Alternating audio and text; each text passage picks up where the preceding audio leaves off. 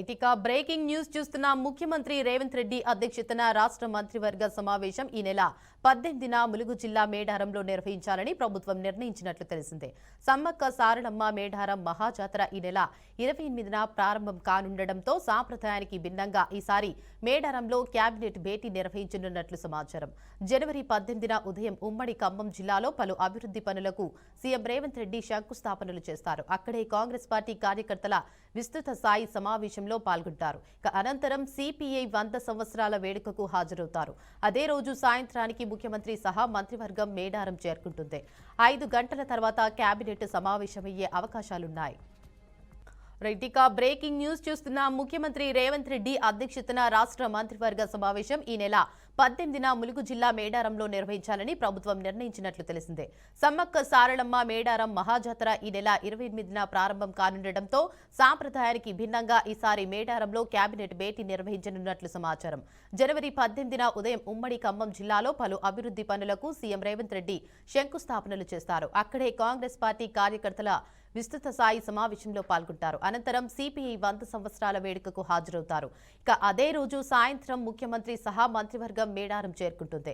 5 గంటల తర్వాత కేబినెట్ సమావేశమయ్యే అవకాశాలున్నాయి. ఇక ఇదే అంశంపై మరింత సమాచారాన్ని మా ప్రతినిధి రవీంద్ర అందిస్తారు. చెప్పండి రవీంద్ర, ఈ భేటీలో ఎవరెవరు హాజరయ్యే అవకాశాలున్నాయంటారు?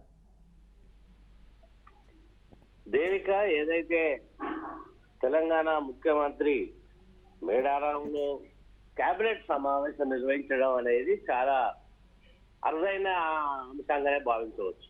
ఎందుకంటే ఎప్పుడైతే ప్రతిపక్షంలో ఉండి పాదయాత్ర మొదలు మేడారం సమ్మక్క సారలమ్మ ఆశీస్సులు తీసుకొని ఈశాన్యమైనటువంటి ఆ ప్రాంతం నుంచి మొదలుపెట్టి అక్కడి నుంచి ప్రారంభమైనటువంటి పాదయాత్రకు ప్రాముఖ్యత కలిగినటువంటి ప్రాముఖ్యత ఆయన యొక్క భావజాలం కనిపిస్తుంది.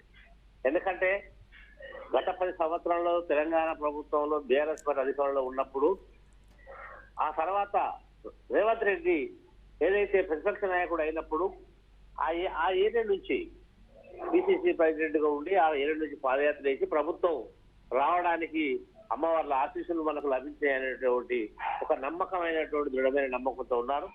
అందులో భాగంగానే ఈ రోజు 250 కోట్లతో పూర్తిగా అభివృద్ధి అయితే అక్కడ పనులన్నీ దాదాపుగా 90% పూర్తయిపోయింది. అయితే ఇప్పుడు ఏదైతే ఈ నెలలో రానున్నటువంటి మేడారం మహాజాతరకు ఆయనే 18వ తారీఖు వచ్చి అక్కడ కేబినెట్ అంతా తీసుకొని వచ్చి అంటే చేసిన పనులు కావచ్చు, తర్వాత ఉన్నతాధికారులు, తర్వాత మంత్రివర్గ సహచార బృందం అంతా కూడా మేడారంలో ఉండి అక్కడ ఆ పనులన్నీ కూడా పర్యవేక్షించి రేపు ఎక్కడైనా అంటే మన అభివృద్ధి కనపడినట్టుగా చూపించే విధంగా ఇది ఒక ప్లాన్ ఒకటి. తర్వాత అమ్మవార్ల దర్శనం, అదే విధిగా ఆ రాత్రంతా బస చేసి తెల్లారి ఉదయం 19వ తారీఖు ఉదయాన్నే అన్నింటినీ కూడా ఆ ఆలయాలన్నింటినీ కూడా ఇనాగ్రేషన్ చేసుకొని పబ్లిక్ ప్రజలకు అంకితం చేసే విధంగా ఒక రూట్ మ్యాప్ అయితే క్లియర్ చేసి రావడం జరిగింది. అంటే 19వ తారీఖు అమ్మవార్లను దర్శించుకోవడం, ఆ గద్దెలు అన్ని కూడా ఆలయాలన్నీ కూడా ఇనాగ్రేషన్ చేసుకోవడం, అటు జంపన్న వాక్ కావచ్చు, రోడ్లు కావచ్చు, లైట్లు కావచ్చు, భద్రతా ఏర్పాట్ల సంఖ్యలు కావచ్చు, అంటే వివిధ అంశాల మీద అంతా కేబినెట్ చర్చ అక్కడే పెట్టి అందరికీ అక్కడే బస చేసి తెల్లారి ఉదయం అందరూ కూడా ఆలయాల్లో పాల్గొనే విధంగా ఒక ప్రణాళిక సిద్ధం చేయడం ఇది రాష్ట్ర చరిత్రలో తొలిఘటం.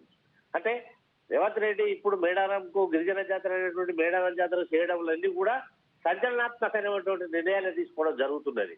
అంటే పూర్తిగా అమ్మవార్ల ఆశీస్సులతో మనం ప్రభుత్వం ఏర్పడినాం. రానున్న రోజుల్లో మనకింకా రాష్ట్ర ప్రభుత్వానికి ప్రజలకు మంచి జరగాలి, మేలు జరగాలి.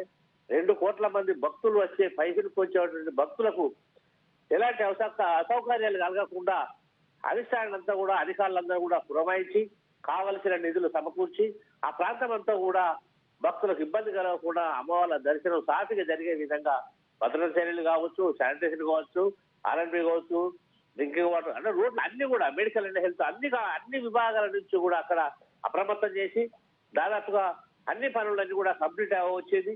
ఈ నెల 28, 29, 30, 31 రోజులు 4 రోజులలో జరిగే మహాజాతరకు కోట్లాది మంది భక్తులు రానున్న నేపథ్యంలో అన్ని కూడా ఏర్పాటు సవ్యంగా జరిగినాయి.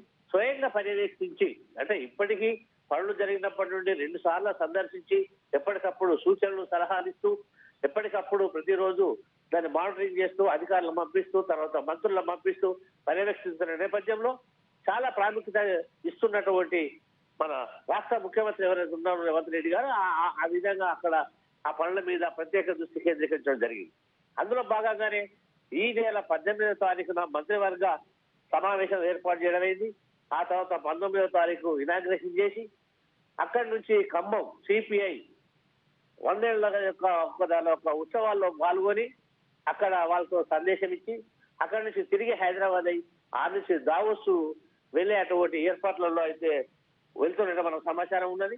మొత్తానికి చూసినట్లయితే సహచార మంత్రి బృందంకి ఐఏఎస్లు తర్వాత ఐపీఎస్ అందరూ కూడా అక్కడికి చేరవేసి అక్కడ ఉన్నటువంటి అమ్మవార్ల దర్శనం చూపించి అభివృద్ధి కూడా కనబట్టినట్టు ఇంత పీరియడ్ లో 90 రోజులలో మనం చేసినటువంటి ఏ విధంగా ఉన్నది ఇక్కడ డెవలప్మెంట్, ఈ అమ్మవార్ల గిరిజన జాతర అక్కడ ఏ ఏర్పాట్లు ఏ విధంగా ఉన్నాయో ప్రతి ఒక్కరు చెప్పగలగాలి. రేపు పొద్దున సమాధానం తెలిసి ఉంటేనే మనం చెప్పగలమనేది అక్కడ సమావేశం ఏర్పాటు చేయడం, దానికి అందరూ కూడా సహకరించే అవకాశాలు అయితే ఉంటాయి.